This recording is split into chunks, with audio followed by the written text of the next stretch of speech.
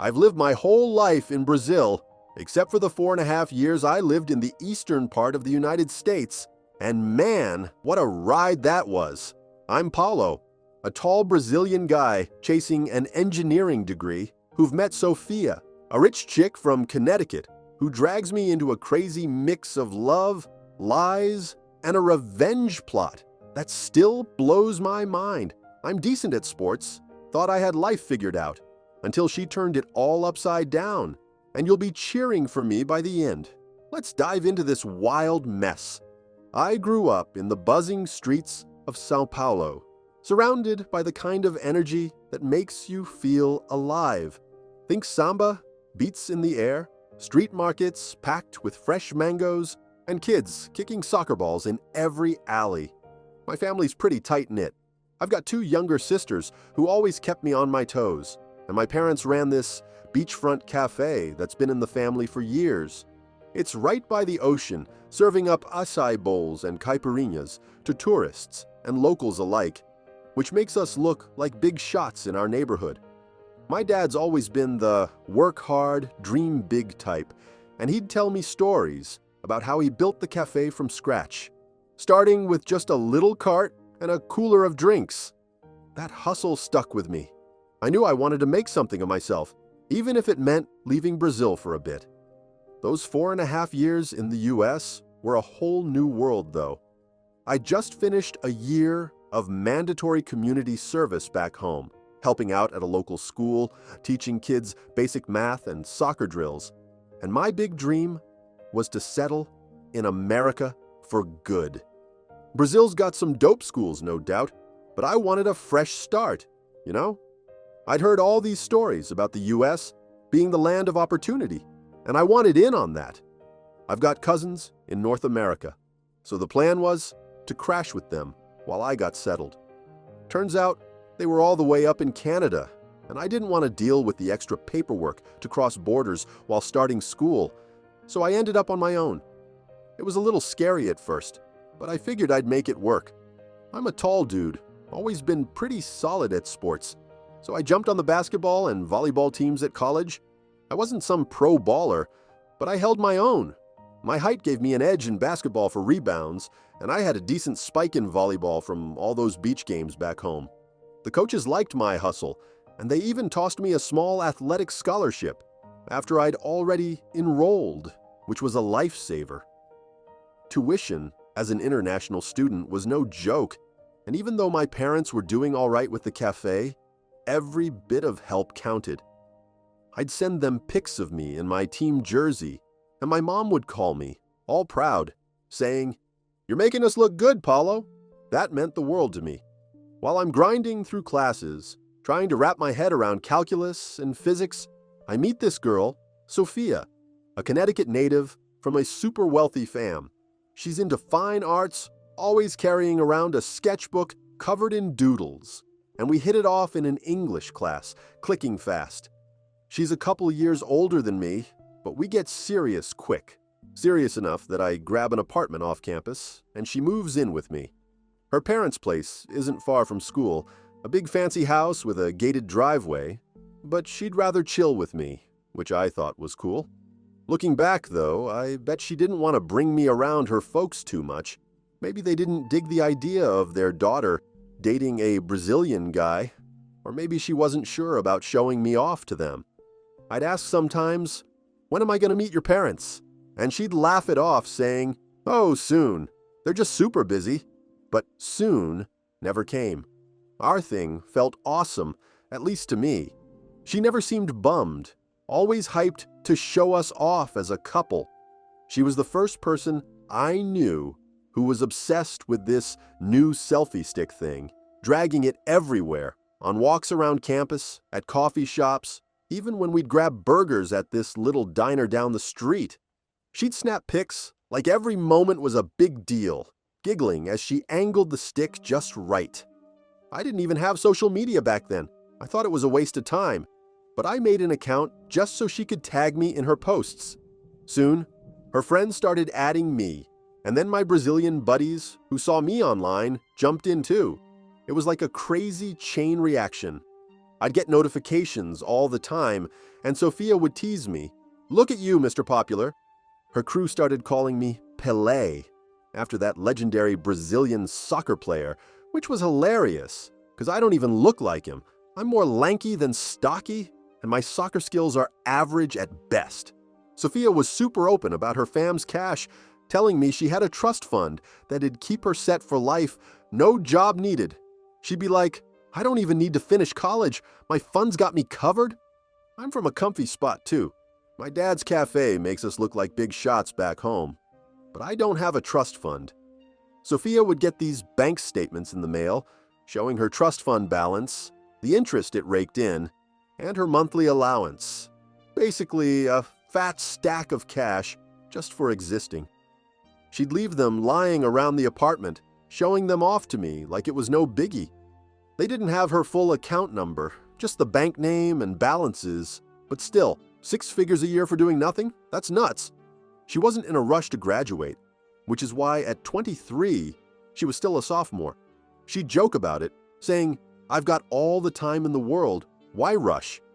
Meanwhile, I was busting my tail to keep my grades up and balance sports, plus working at the campus bookstore to make extra cash. Sophia? She didn't work a day. I didn't mind too much. She was pretty, fun to hang with, and we had a blast together, or so I thought. We'd have these chill nights where we'd cook dinner together.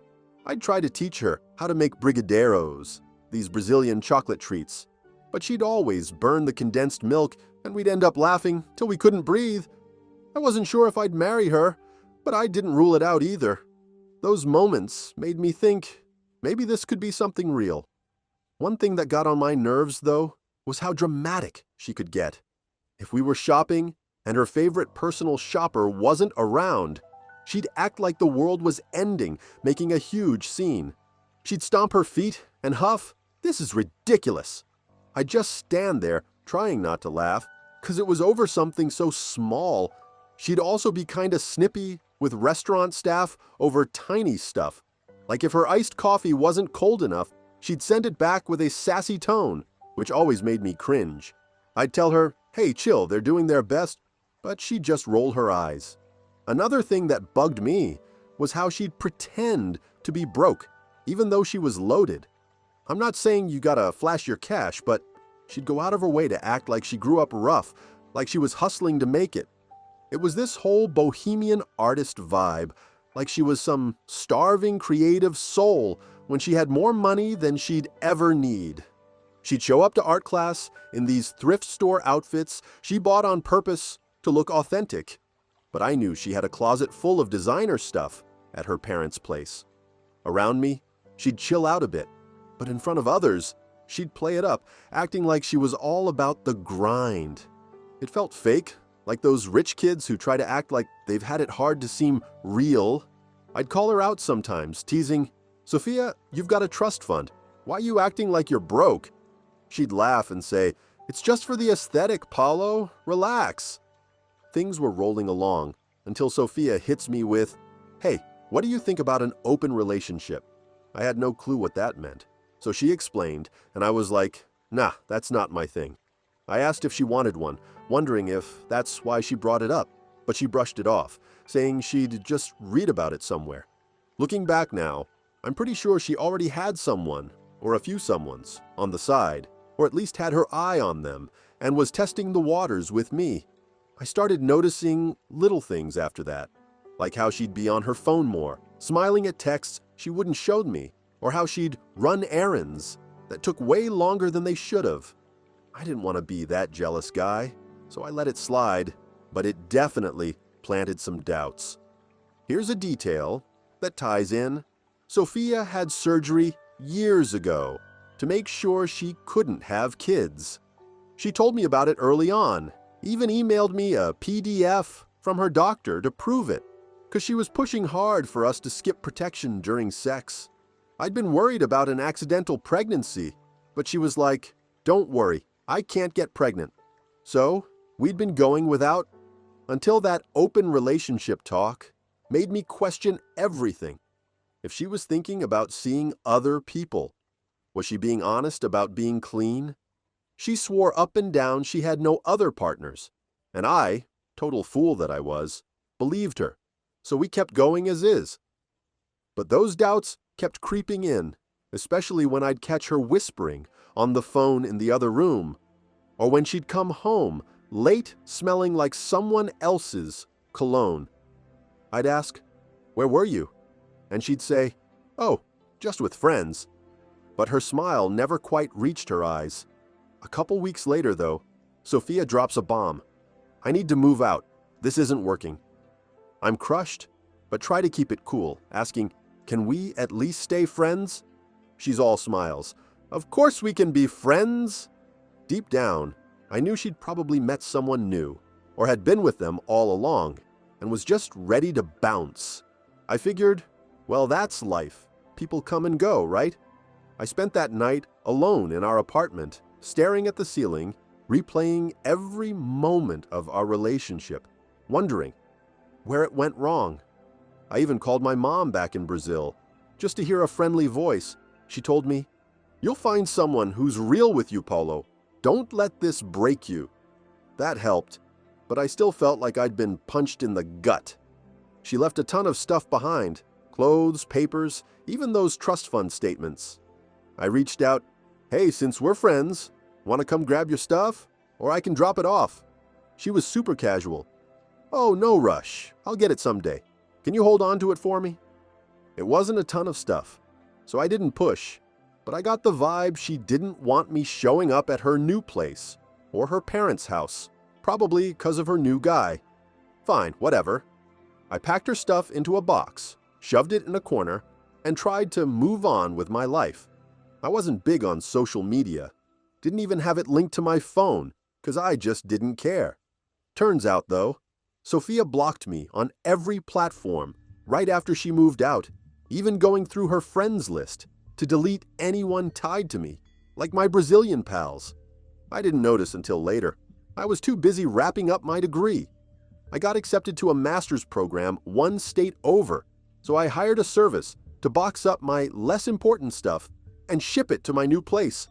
I'd bought a beat-up car by then, a rusty old sedan I named Betsy, because she rattled like she was about to fall apart.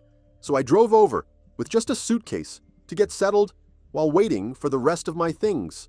I texted and emailed Sophia about my move, letting her know where I'd be, and I'd already forwarded her mail to her parents' house since she'd used my address for so long. She never bothered to update it herself. Guess she wasn't thinking ahead.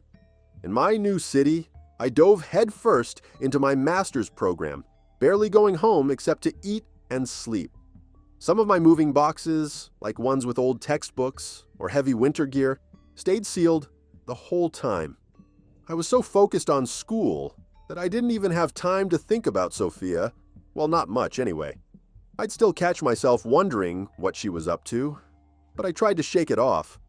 After a year, I finished my master's and headed back to Brazil, stoked to land a job in engineering right away.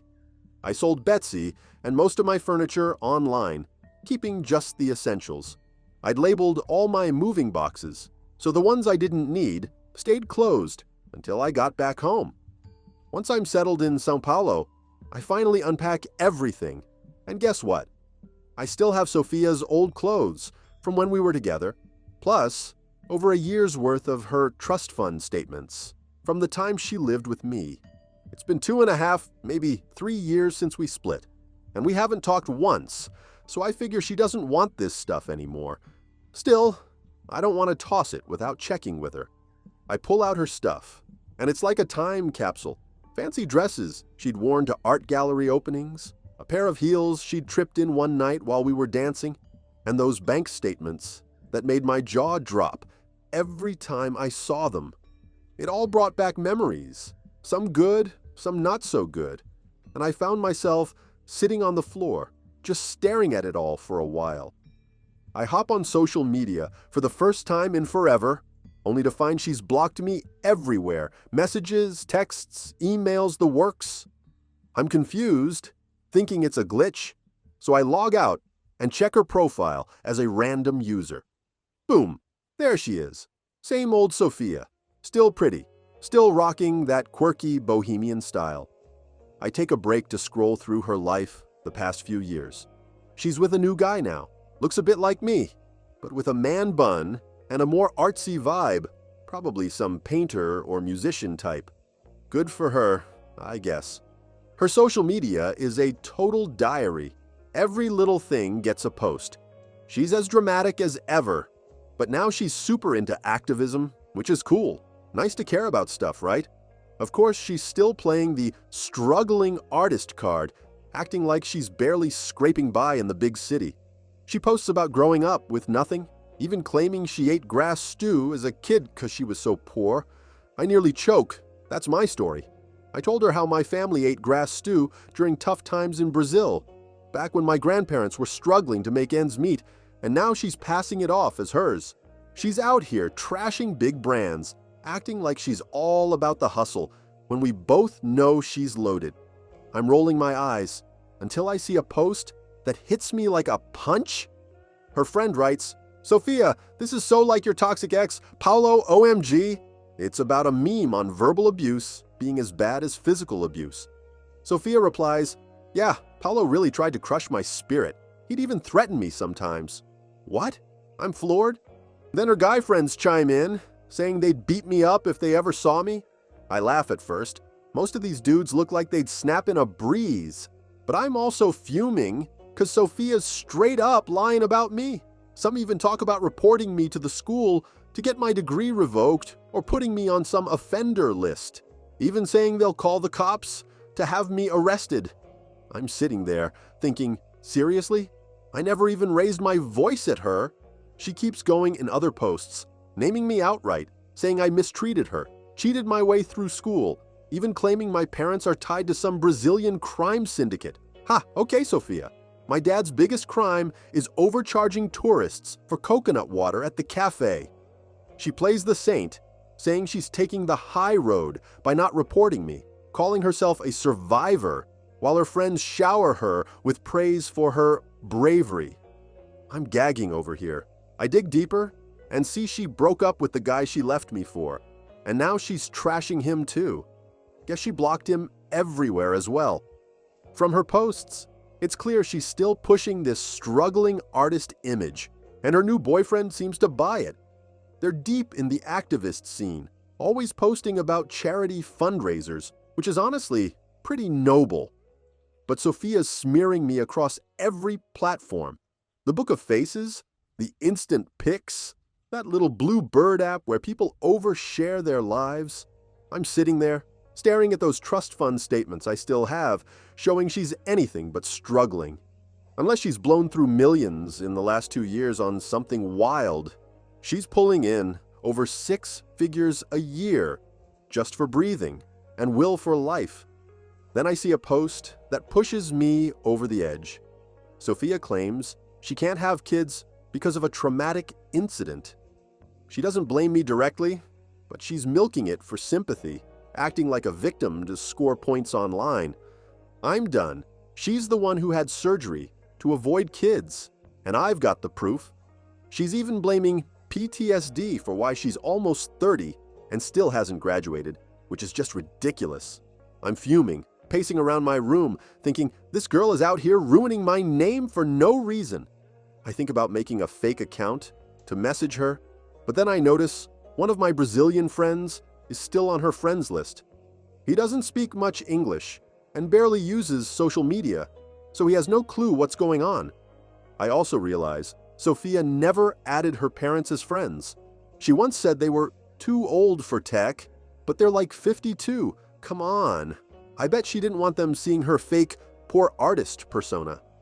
I dig around and find out she volunteers at a local youth art center that supports underprivileged kids, teaching them painting and crafts.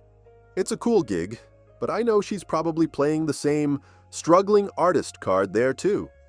I decide it's time to return her stuff with a twist. I pack up her old clothes, fancy designer stuff like dresses and bags worth thousands, along with her trust fund statements, and address the box to the art center, but I don't put her name on the outside.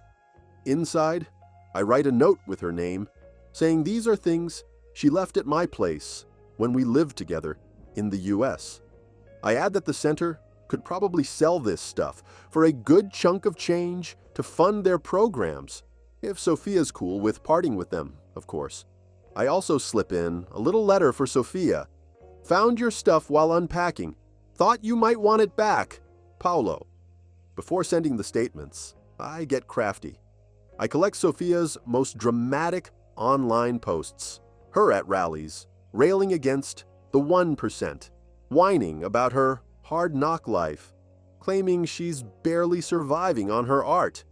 I use a photo editor to pair each of the 12 statements with one of her hypocritical posts, highlighting her monthly allowance, total balance, and the fact that the trust was set up by her great-grandfather, a big name in American industry. My favorite? I pair her post about not being able to have kids due to an incident with the PDF she sent me of her surgery invoice, highlighting her parents' fancy zip code to show she was living large when she had it done, years before we even met. My Brazilian friend and I have a blast spamming these edited pics to over 300 of Sophia's friends, her overfiltered art account, and even her posts on that bird app. We're cracking up as we hit send over and over, watching the likes and comments pour in. The fallout is instant and hilarious. Her friends start unfriending her left and right. Her follower count tanks. Day 1, she's at 1,234 friends, 2,740 subscribers, 1,080 followers. A week later, it's 620 friends, 895 subscribers, 0 followers, 466 followers. Her denials are sad, but mostly funny. She tries to claim the statements are fake, but no one's buying it.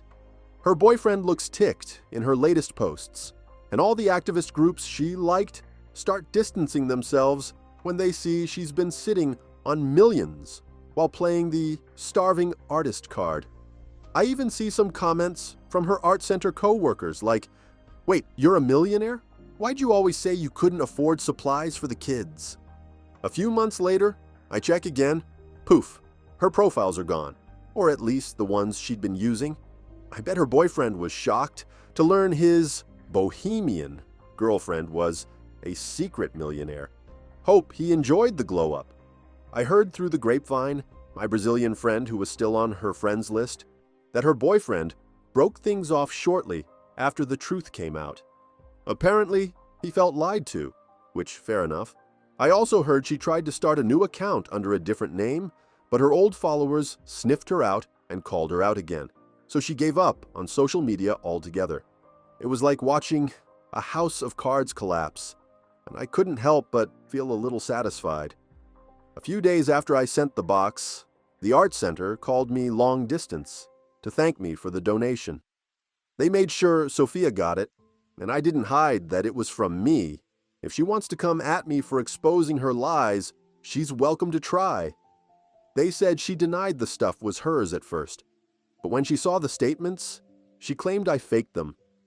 Sure, Sophia, I totally bought thousands of dollars in designer gear just to mess with you. She took the papers, but left the pricey items, still pretending they weren't hers. The art center folks knew the statements were real. They even asked if they could keep the items if Sophia didn't want them. I told them if she abandons them, go for it. They ended up auctioning the stuff off at a fundraiser, raising enough to buy new art supplies and even fund a summer camp for the kids. That felt good, knowing something positive came out of all this drama. I asked if Sophia still worked there and if I could talk to her. They said, "Oh no, she moved back to her parents' place. Must be nice, having a fancy 8-bedroom mansion to fall back on." I heard from a mutual friend later that her parents were pretty embarrassed about the whole thing. They'd had no idea she was pretending to be broke online, and they made her take a break from social media to get her head straight. Apparently, she's working some desk job now, far from the art world, and keeps a low profile. I don't feel bad for her. She made her bed, you know. Looking back, I still don't get why Sophia felt the need to lie about me. I was nothing but nice to her, always supportive of her art. Even when she'd flake on plans to work on her craft, I never raised my voice, never gave her a reason to paint me as some monster. Maybe she just needed a villain for her story. Or maybe she was trying to impress her new crowd. Either way, I'm glad I got the truth out there. These days, I'm back in Brazil, loving my engineering gig, and I've even started coaching a local kids' soccer team on weekends. It's my way of giving back, just like I did during community service. I'm happy, drama-free, and honestly, better off without Sophia in my life. You live by the drama, Sophia. You get burned by it. Hope you enjoyed getting your stuff back. From Brazil, with love,